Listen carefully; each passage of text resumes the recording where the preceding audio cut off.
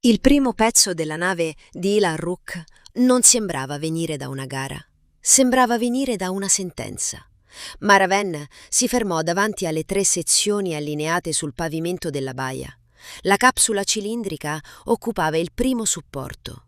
Il traliccio centrale giaceva sul secondo, aperto in più punti, con i serbatoi ancora stretti nelle loro culle. Più indietro, il gruppo dei propulsori aveva conservato 2 radiatori. Gli altri erano diventati frammenti senza nome. Tra una sezione e l'altra restavano metri di vuoto.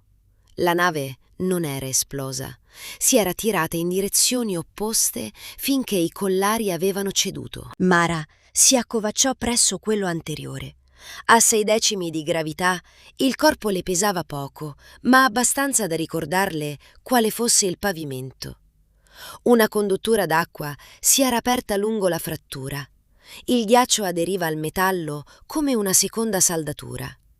I bordi non erano rientrati per un urto, si erano sfilacciati verso l'esterno. Il rapporto preliminare parlava di cedimento strutturale durante la frenata. Era la frase educata con cui si indicava una nave spezzata dalla propria accelerazione. Il giorno prima il terminale le aveva vibrato contro la coscia. Contratto di consulenza esterna. La compagnia. Non era necessario leggerne il nome. Produceva colture madri, farine proteiche, fermenti e bioreattori. Tutto ciò che una colonia poteva dimenticare di desiderare finché non smetteva di arrivare. Uno dei suoi cargo biologici aveva intercettato i rottami e custodiva i dati di recupero. L'onorario offerto a Mara era modesto, i tempi stretti. Il mandato chiedeva una valutazione tecnica delle responsabilità, non la ricerca di un uomo scomparso. La sua superiore era comparsa in una finestra opaca. Puoi rifiutare. Mara aveva scorso le clausole. Era competente nella continuità delle prove, negli incidenti materiali, nelle cose che conservavano una forma dopo essere state distrutte. Non era la persona che si chiamava per una manipolazione cognitiva o per un sabotaggio capace di attraversare una I. La compagnia lo sapeva. Forse l'aveva scelta proprio perché avrebbe trovato un guasso abbastanza credibile da chiudere il fascicolo. Non importa, aveva detto. La finestra era rimasta aperta un istante di troppo. Poi Mara aveva firmato. Ora guardava lo spazio fra i 3 tronconi e pensava che qualcuno avesse scelto la causa prima di scegliere lei. La nave di Rook misurava 32 metri ed era stata costruita per sopravvivere alla frenata dopo una caduta solare.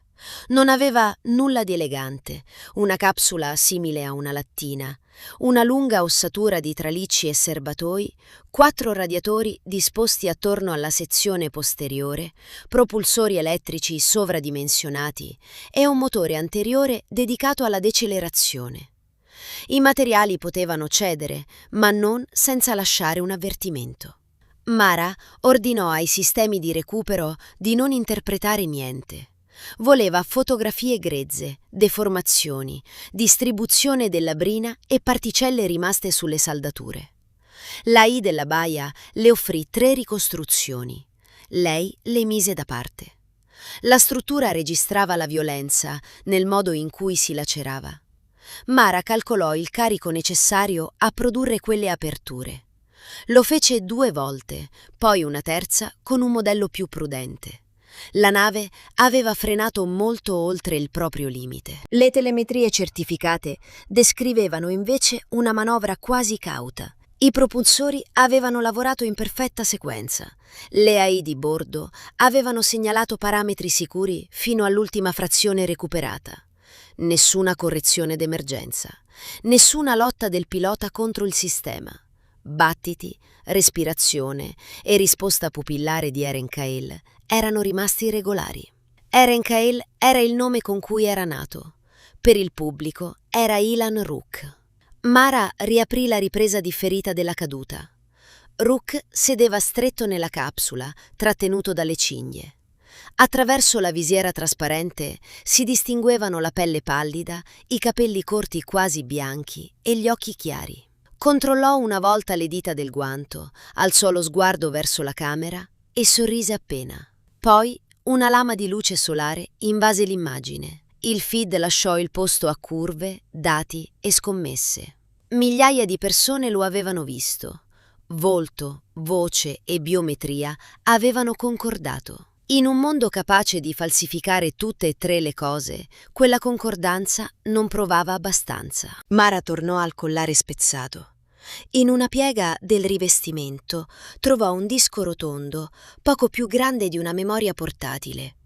Sembrava vetro, ma nei suoi strati interni correvano piani ottici incisi. Una crepa attraversava il bordo. Quando il terminale lo interrogò, il cristallo restituì una luminescenza azzurra e 11 secondi di una composizione lunga 7 minuti. L'autore era Savel Orr. Mara conosceva il nome, non la musica. Orr aveva composto ambienti immersivi per i primi mondi virtuali della fascia e lavorato su architetture capaci di trasformare voce, emozione e attenzione in interfacce.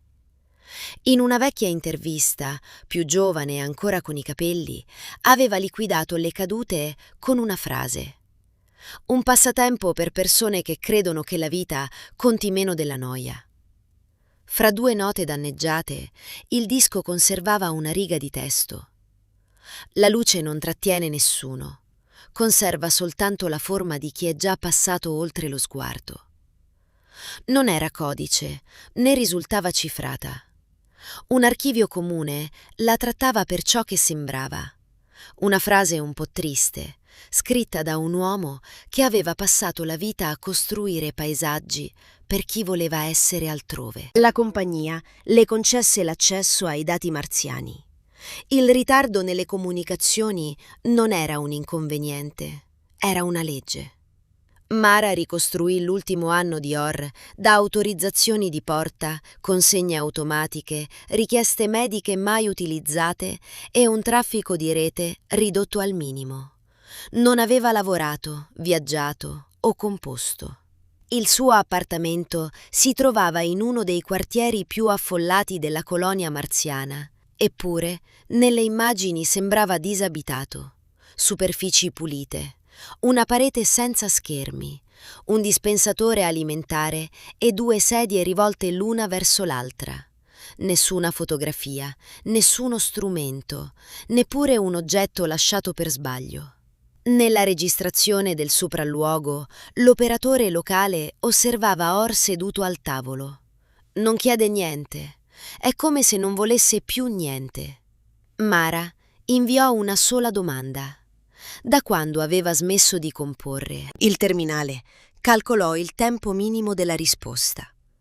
Lei tornò alle telemetrie, confrontò le mappe termiche con i radiatori superstiti e lasciò che Marte percorresse la distanza necessaria.